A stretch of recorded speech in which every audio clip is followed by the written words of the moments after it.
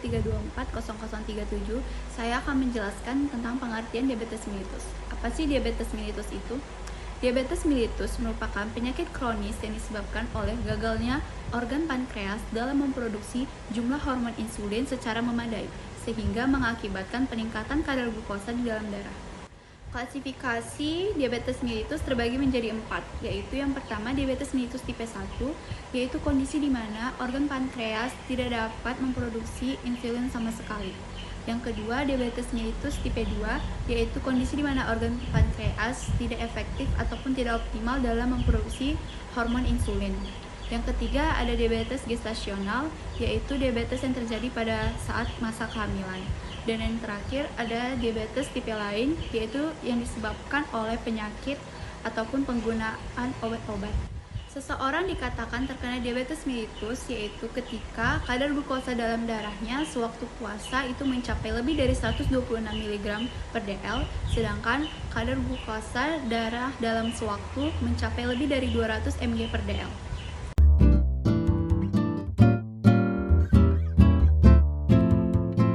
Faktor risiko diabetes terbagi menjadi 2, faktor risiko yang dapat diubah, dan faktor risiko yang tidak dapat diubah.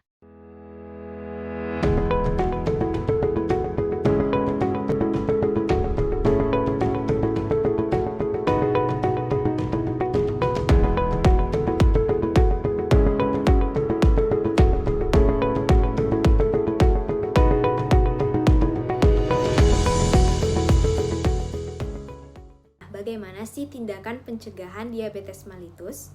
Nah, salah satu caranya adalah dengan cara mengubah pola hidup.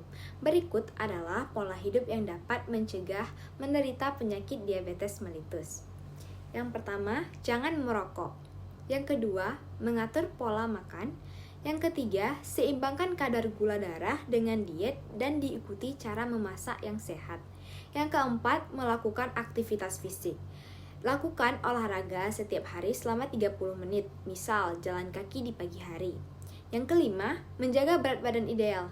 Nah, jika mengalami kegemukan atau obesitas, maka diperlukan usaha untuk menurunkan berat badan hingga mencapai berat badan yang ideal. Turunkan berat badan agar tercapai rentang yang sehat. Berat badan yang berlebihan dengan timbunan lemak akan menyebabkan insulin tidak mampu bekerja efektif. Dan yang terakhir adalah periksa gula darah dan kadar HbA1c secara rutin. Deteksi dini diabetes mellitus melalui pemeriksaan gula darah dapat dilakukan melalui posbindu PTM atau memeriksakan diri langsung ke layanan kesehatan seperti puskesmas, klinik, atau rumah sakit. Pemeriksaan setidaknya dilakukan 1 kali dalam setahun agar dapat mengenali secara dini penyakit diabetes mellitus. Lalu, makanan apa sajakah yang dapat dikonsumsi oleh penderita diabetes mellitus? Yang pertama, untuk makanan pokok, penderita dapat mengonsumsi nasi merah, ubi panggang, oatmeal, dan roti gandum. Untuk lauk pauk, penderita dapat mengonsumsi daging tanpa lemak dan ayam tanpa kulit. Untuk sayur-sayuran, penderita dapat mengonsumsi brokoli dan juga bayam. Untuk buah-buahan, sangat baik untuk penderita, yaitu seperti pepaya, buah naga, dan juga buah alpukat. Kemudian kita akan membahas cara pengaturan makan pada diet diabetes mellitus. Yang pertama, jumlah kalori ditentukan menurut umur, jenis kelamin, berat badan, tinggi badan, dan aktivitas. Yang kedua, batasi penggunaan karbohidrat kompleks seperti nasi, lontong, roti, ketan, jagung, kentang, dan lain-lain. Dikurangi jumlahnya dari kebiasaan sehari-hari. Selanjutnya adalah anjuran jenis makanan bagi penderita diabetes mellitus.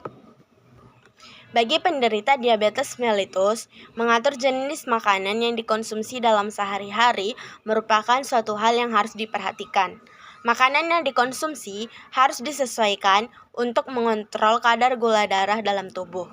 Prinsip pengaturan makan pada penderita diabetes mellitus yaitu makanan yang dikonsumsi harus sesuai dan seimbang dengan kebutuhan kalori dan juga zat gizi. Ada beberapa anjuran jenis makanan bagi penderita diabetes mellitus, yaitu yang pertama untuk zat gizi karbohidrat. Jenis makanan sumber karbohidrat yang dianjurkan kepada penderita diabetes mellitus yaitu seperti kentang, ubi jalar, beras merah ataupun juga oat karena memiliki kadar gula yang rendah. Yang kedua, untuk zat gizi protein. Jenis protein yang baik bagi penderita diabetes yaitu protein nabati seperti contoh tahu, kacang-kacangan, polong-polongan.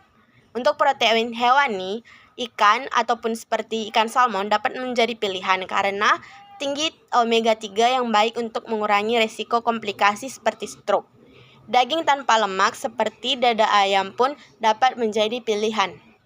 Yang ketiga yaitu zat gizi lemak. Untuk jenis makanan sumber lemak, minyak zaitun menjadi salah satu anjuran. Indeks glikemik dari minyak zaitun cukup rendah, sehingga sangat cocok dipadukan dalam diet diabetes. Dengan asam lemak tak jenuh yang tinggi, minyak zaitun dipercaya baik untuk mengendalikan gula darah. Selanjutnya ada kacang almond. Penelitian dipublikasikan oleh Jurnal Metabolism Clinical and Experimental pada tahun 2011 mengatakan bahwa kacang almond juga baik untuk diabetes. Mengonsumsi kacang almond dalam jumlah cukup dapat mengurangi kenaikan glukosa atau gula darah dan kadar insulin setelah makan. Selanjutnya ada minyak canola dan juga alpukat. Minyak canola dan alpukat kaya akan asam alfa-finoleat, yaitu sejenis asam lemak omega 3. Asam lemak tersebut ditemukan pada buah alpukat dan juga zaitun. Oleh karena itu, minyak canola dipercaya dalam membantu penderita diabetes mengontrol gula darah mereka. Hai, di sini saya akan memberikan contoh menu yang sangat dianjurkan untuk penderita diabetes mellitus.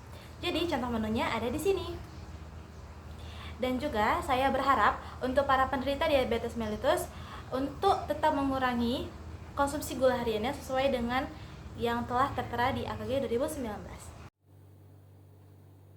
Adapun tanda dan gejala dari penyakit diabetes mellitus, 3 tanda gejala utamanya yaitu pertama poliuri atau sering buang air kecil, yang kedua ada polifagia atau sering lapar, yang ketiga ada polidipsi atau sering haus. Adapun tanda dan gejala lain seperti yang pertama, penurunan berat badan secara cepat, yang kedua adalah mudah lelah, yang ketiga kesemutan pada tangan dan kaki, yang keempat penglihatan menjadi kabur, dan yang terakhir adalah luka sulit sembuh. Patofisiologi dari semua jenis diabetes pada umumnya ada kaitannya dengan hormon insulin yang disekresikan oleh sel-sel beta pankreas. Pada orang sehat, insulin diproduksi sebagai respon terhadap peningkatan kadar glukosa dalam aliran darah dan peran utamanya adalah untuk mengontrol konsentrasi gula dalam darah. Saat glukosa tinggi, maka hormon insulin bertugas untuk menetralkan kembali. Hormon insulin juga berfungsi untuk meningkatkan metabolisme glukosa pada jaringan dan sel-sel dalam tubuh. Ketika tubuh membutuhkan energi, maka insulin akan berfungsi untuk memecahkan molekul glukosa dan mengubahnya menjadi energi sehingga tubuh bisa mendapatkan energi. Selain itu, hormon insulin juga bertanggung jawab melakukan konversi glukosa menjadi glikogen untuk disimpan dalam otot dan sel. Hal ini akan membuat kadar gula dalam darah berada pada jumlah yang stabil dan normal. Namun, pada penderita diabetes mellitus, hormon insulin yang ada di dalam tubuh mengalami abnormalitas. Beberapa penyebabnya antara lain sel-sel tubuh dan jaringan tidak memanfaatkan glukosa dari darah sehingga menghasilkan peningkatan glukosa dalam darah.